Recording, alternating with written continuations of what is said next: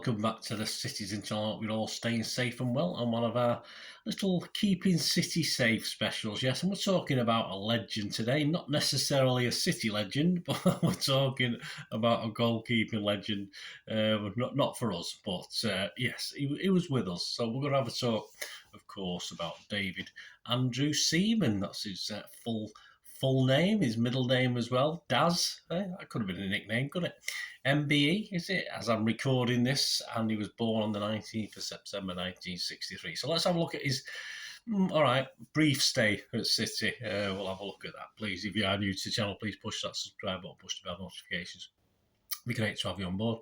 Everything City, of course, the past, like this one, the history boys, the present, well, yeah, as I'm doing this, it's not looking too bad, and the future and forever, of course. So we'll look at Manchester City. So bless those buttons. If you are pressing buttons and you press them all that you can, that notification button, that subscribe button, please press that little thumbs up as well. I'm trying to get between 15 and 20 thumbs ups and likes for these City vlogs.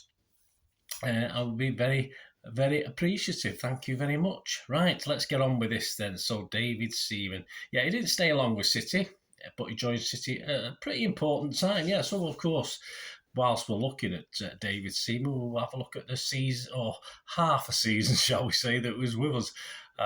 Of course, it was the City of Manchester Stadium then. I used to like to call it Eastlands. I think a lot of people did. I think there was something about the word Eastlands. I just liked it.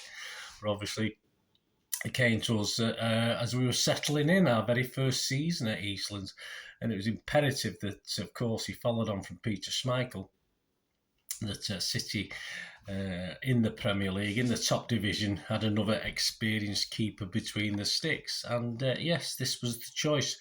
He was pretty hot, all right, fairly warm then, from clinching his 9th major trophy in his illustrious career by helping Arsenal lift the FA Cup in a 1-0 win against Southampton in May 2003. I think Millennium Stadium then. I don't think Wembley was available, was it? At 39, soon to turn 40, the cracks had been showing just a little bit, despite the Arsenal glory. And he was sort of no longer guaranteed first-team football there. And he still wanted that challenge. He wasn't happy. He wanted a new challenge. He had it as an offer from Arsenal to actually include him moving up to join the coaching staff at the club, and also sort of remaining in and around the first-team squad. But he wasn't overly happy with what he was offered.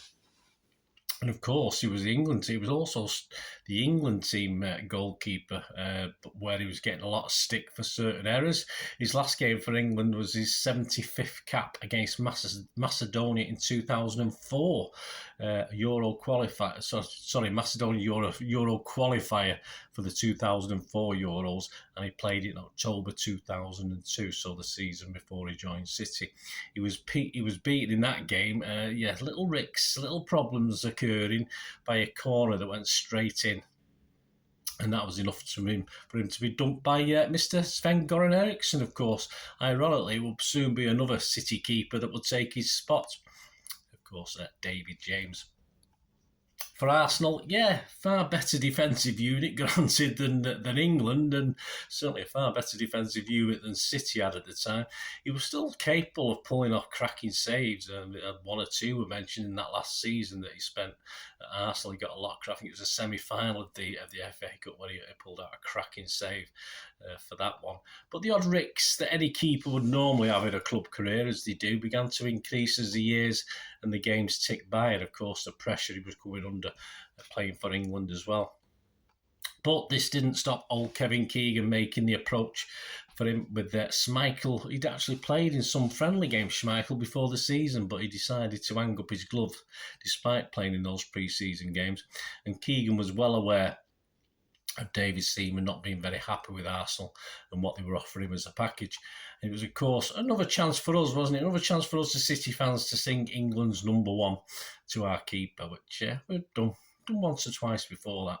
Personally, I wasn't over-impressed. I wasn't a big fan of David SEAMAN.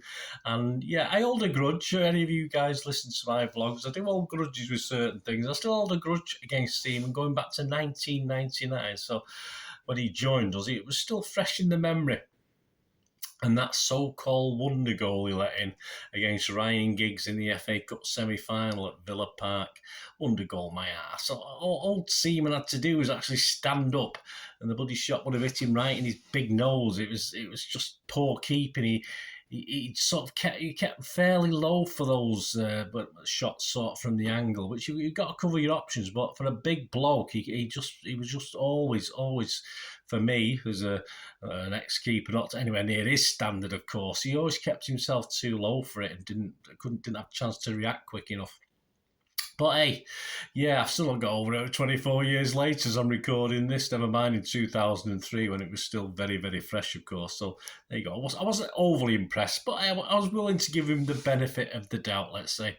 Well, he was given a year's contract with the possible year extension. I mean, don't get me started on the subject of extensions, and don't get me started on it about his hair either at that stage.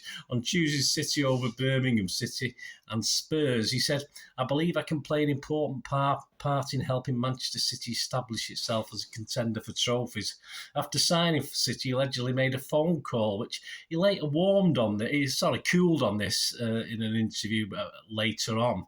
But he did actually say that he'd phoned Lee Dixon, of course, as we know, a big Arsenal player and fan, but also a City fan as a nipper, and apparently sung Bluemoon down the phone to him. He did sort of try to sort of push that to one side a bit later. I'm not sure why, but he did claim that at the near the time anyway. Seaman himself said of his new manager, Kevin Keegan, "I know Kevin Keegan well from his time with England. I've always held him in high regard. And even that cheeky chappy Moonchester could be found sporting a Seaman-like ponytail in honour of our new keeper." So there's a great image of him there. So, yes, didn't think of you either, Moonchester. Well, there you go. The City of Manchester Stadium would host the mighty Barcelona. I think he actually played a pre-season friendly too before this, and he would actually host the mighty Barcelona as a curtain raiser on the 10th of August 2003. And we got to see England's he was probably number 4 by then, in fairness.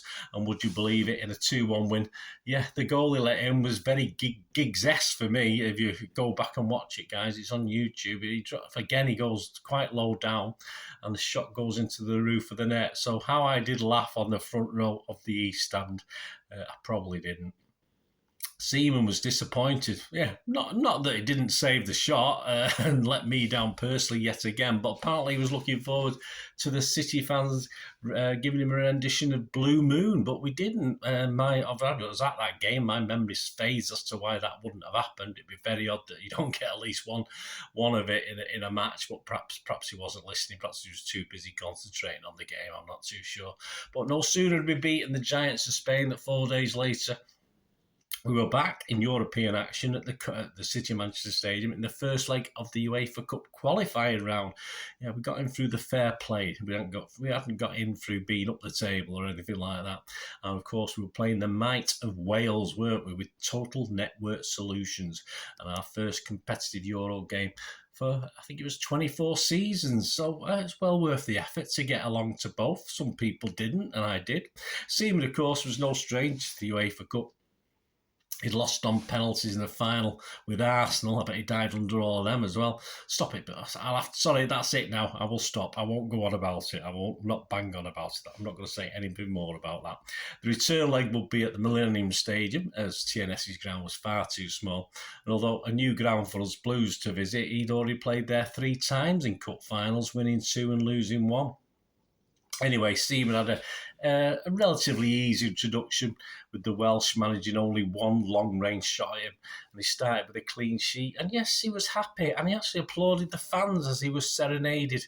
Yes, and perhaps not one rendition, perhaps a couple or 3 or 4, who knows, of Bluemoon at that time. And also, they were coming up with some new songs as well. Something about "Get Your Hair Cut for the Lads" was one of the songs that was sung to him as well. So I think he appreciated that. A little bit of banter. It was always good for a bit of a laugh. We'll talk about that in a bit. The banter got a bit more serious at times. But I think "Get Your Hair Cut for the Lads" is one of the cleaner songs we've probably sung to him at that stage. We weren't very PC in 2003, 2004. And it was off to the Valley, yes, Charlton, for match day 1 on 17th of August 2003. And things were looking good, yeah. As again, Seaman kept the ball out. He didn't let any goals in a competitive game this time in a 3-0 win. And he had a key part to play in our second goal when a long throw out had set Shawnee Wright away down the right wing for the build up to one of our goals. So far, so good. After quite his first half, he was quick to block a good Charlton chance that could have made it 2-1 in the 50th minute and made a different game of it. And overall, it was a solid, dependable performance. I think we were all quite happy at the time. I was almost forgiving him. I won't push it too far. A disappointing 1-1 opening game at the City of Manchester Stadium, though. Well, I'll call it Coms. I'll call it Eastlands. City, it's a big. That's why we think we call it Eastlands. It's too big a mouthful. Followed against Portsmouth, and Seaman appeared hesitant. Yes, as Yakubu pounced on an error by Some. Then again, you might be hesitant with Some in front of you before rounding Seaman to score their goal. We did equalise in the last minute through Some, so he sort of saved his own blushes a little bit, making up for that error. Seaman also had a chance to meet up with, there's a great picture there, City keeping legend, a true City legend, goalkeeper legend in Bert Troutman before the game. Seemingly, happy days for City. So far, so good for David, although a little bit too early to get too excited just yet. On a trip to Blackburn on the 25th of August, there was a 3-2 win that actually took us temporarily to the top of the league. Yes, other teams had to play, I think, the night after or within close proximity, but hey, we take what we could get in those days. But it all didn't run that smoothly for Seaman despite the victory. A bit of an error with the first one. There appeared to be no shout, or there was a shout and no one heard it, between keeper and defenders. Seaman came to punch a corner clear, and sadly Sinclair trying to clear it ended up glancing his header into the far corner with Seaman left punching fresh air. So not the greatest, and he wasn't that covered in glory for the second Blackburn equaliser. We went 2-1 up. Blackburn equalised again, this time from a corner. Right, it didn't go straight in, but he came for it, totally missed it, and the Rovers player he didn't miss it, he just didn't get to it. The Rovers player did a glancing header into the empty net again, similar to the first goal, apart from it was a Rovers player who scored and not a City player. So it was noticeable. I think even then, shot stopping, he was okay. It was all right. Decision making seemed to be a little bit of a problem, when to come for something, when not to come for something. And obviously his communication with the guys in front of him. I mean, he had Sun Ji-ai there as well, as well as people like Somme. Richard Dunn, loved the guy, but he did have his moments. And then let's face it, it wasn't the most solid of defences, not after he'd been playing for Arsenal for a few years. He actually missed out on the Millennium Stadium match with TNS, a 2-0 win. Actually, Weaver took over that one. But he wasn't going to miss out for the next one, a home game with Arsenal on the 31st of August. But with the game poised at 1-1, he was unconvincing again when coming out for a ball left to him by Sun Ji-ai, and Arsenal just sort of bounced a bank against him and a play, and Arsenal smuggled it. I use the word smuggled it into the net, and they did actually go on to win 2-1. Keegan defended him, though, saying he was left in no man's land as Sun Ji-ai had divered to react to the through ball. With a 2-week break, there's plenty of time to mull this one over before the arrival of Villa to Eastlands on the 14th of September, and a good early stop kept it 0-0, but a dubious offside header, which he didn't have much chance with, beat him to put Villa ahead, but we did eventually run out 4-1 winners.